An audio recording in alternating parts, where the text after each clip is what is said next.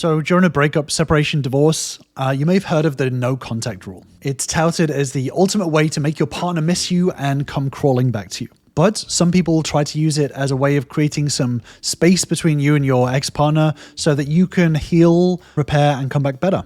But regardless of which way you use it, whichever way you perform no contact, it's actually going to push your partner further away. In this video, we're going to shatter the myth of the no contact rule and reveal why it's not only a massive red flag and what you should do instead to truly strengthen your bond. So on the surface, the no contact rule sounds like the perfect solution. It is really popular among breakup coaches and relationship coaches, and ultimately something that is misused when it comes to trying to repair a relationship. The no contact rule is simple. You cut off all communication with your partner for a set period, whether it's 30 days or more, and it's a way to make your partner miss you again, to regain some power in the relationship, or to heal yourself from a breakup. But here's the truth. It's actually a massive red flag to your partner that reveals emotional fragility. And because of this, it actually reduces the chances of your partner reconciling with you.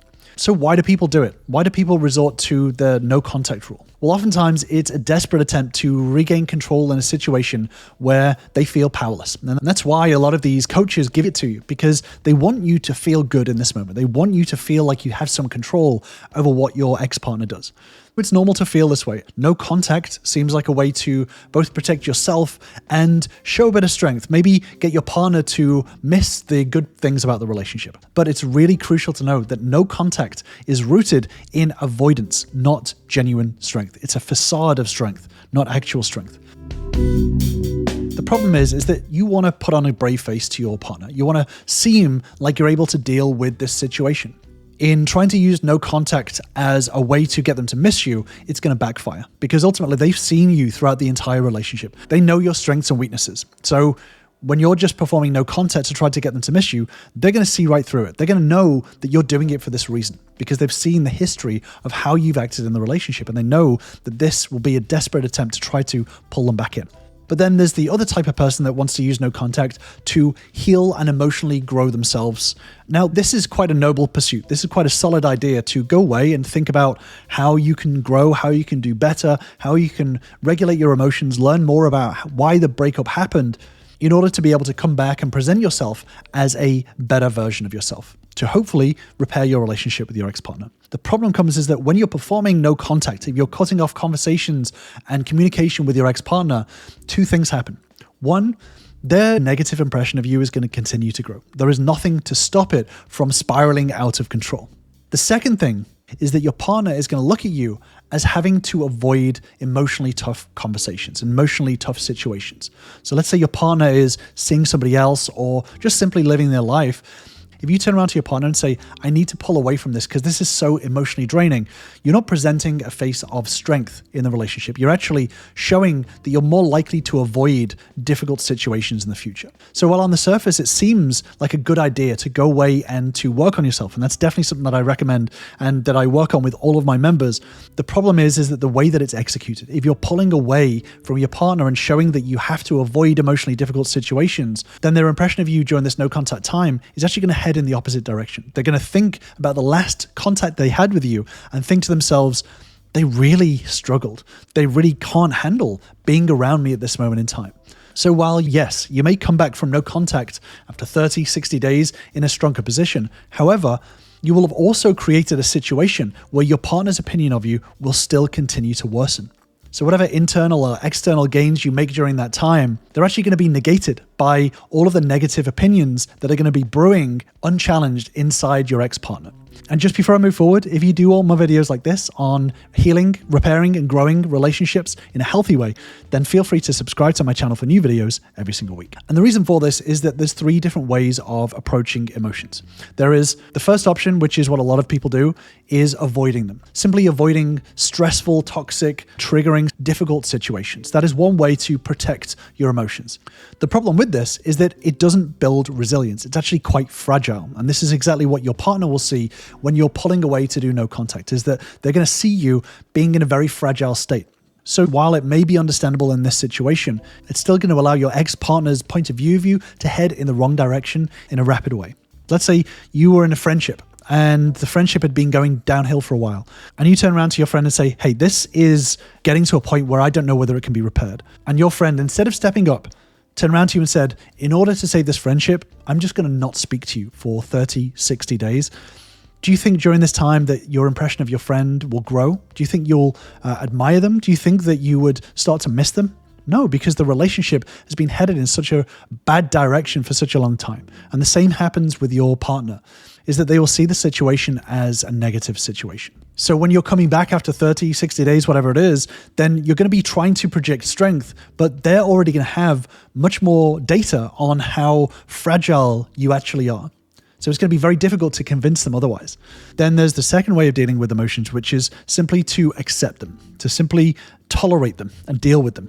Now, a lot of people see this as resilience. They see simply being able to deal with negativity, letting things wash over you. Now, this may create a slightly good impression to your partner, being able to tolerate being around them. But ultimately, you're still going to be unable to know how to respond to them, how to handle difficult situations, what to say, what to do. You're going to be internally still struggling. So you're going to be accepting of a difficult situation, but you're still going to be fumbling around, not knowing what to do to deal with jealousy or insecurity around your ex-partner. But then there's also the third way of dealing with emotions, which is to lean in. Ultimately, this is the direction that you want to head in.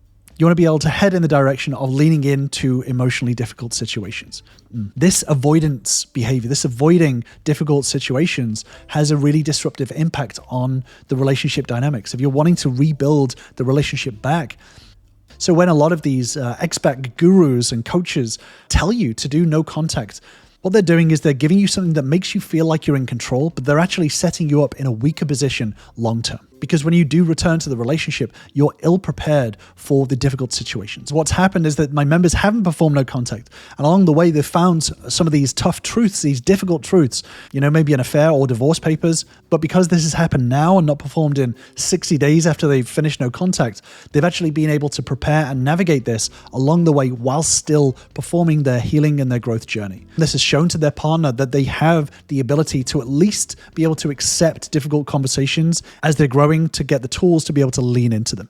And this is the crucial difference. And this is why so many members of mine have had success, is because they've been able to handle difficult situations without having to avoid them like a lot of people do with no contact. Now, yes, I get the idea of pulling away from a difficult situation. I understand why it would be difficult to be around.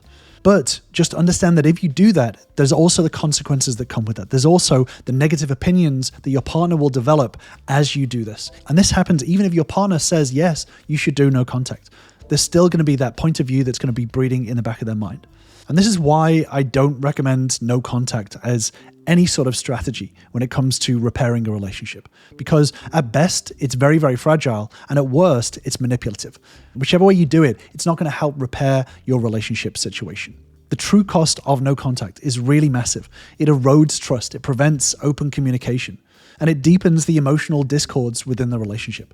Instead of being able to address issues head on, it actually pushes problems under the rug. It delays them, where they're going to fester and grow for 30 to 60 days. So it's going to provide some temporary relief, but it's also going to cause a lot more long-term damage to the relationship's foundation.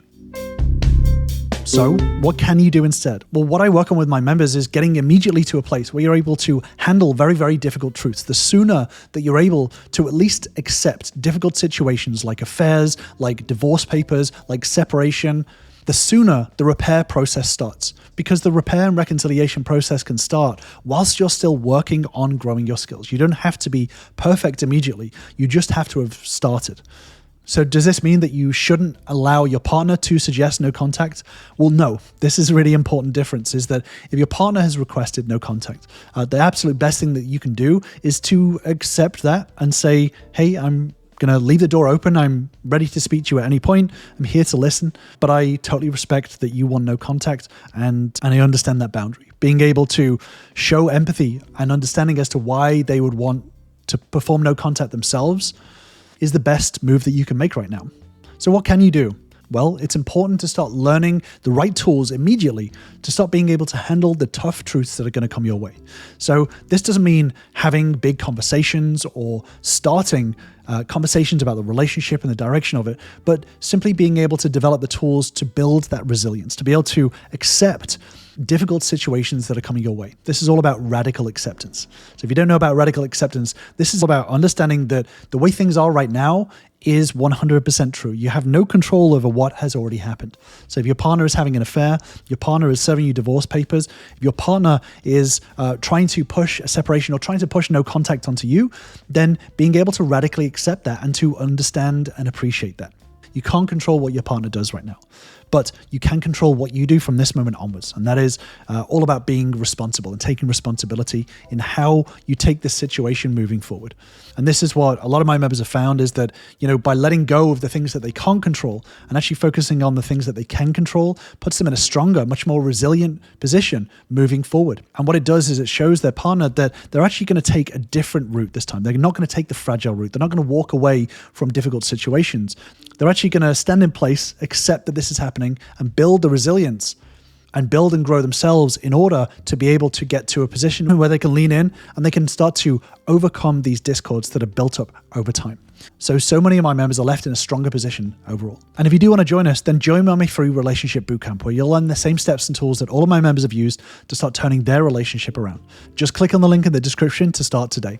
So yes, there are parts of no contact that are very, very crucial, and that is the growth stage. Making sure that you're learning the right tools in order to grow, in order to be able to navigate relationships and leave yourself and your relationship in a stronger position to be able to repair it. But if you really think about it, cutting off all communication for a relationship does not seem like the healthy thing to do. So yes, during this time, there is going to be pushback, and there's going to be difficult situations and tough truths that your partner is going to be giving to you. But it's really crucial to understand that stepping away from them is going to cause a lot more negativity within the relationship. It's going to break a lot more emotional safety. And that's something that I've done a video on, which I'll link to on the screen. Ultimately, no contact causes a lot more damage to emotional safety. And emotional safety is a crucial element of every single relationship. If you don't have emotional safety, then there's going to be no chance. So if your partner is feeling more and more emotional safety being damaged, then it's going to give them less hope for the potential future of the relationship. So if you want a deeper dive into emotional safety, I'll leave you with that video, and I will see you over there.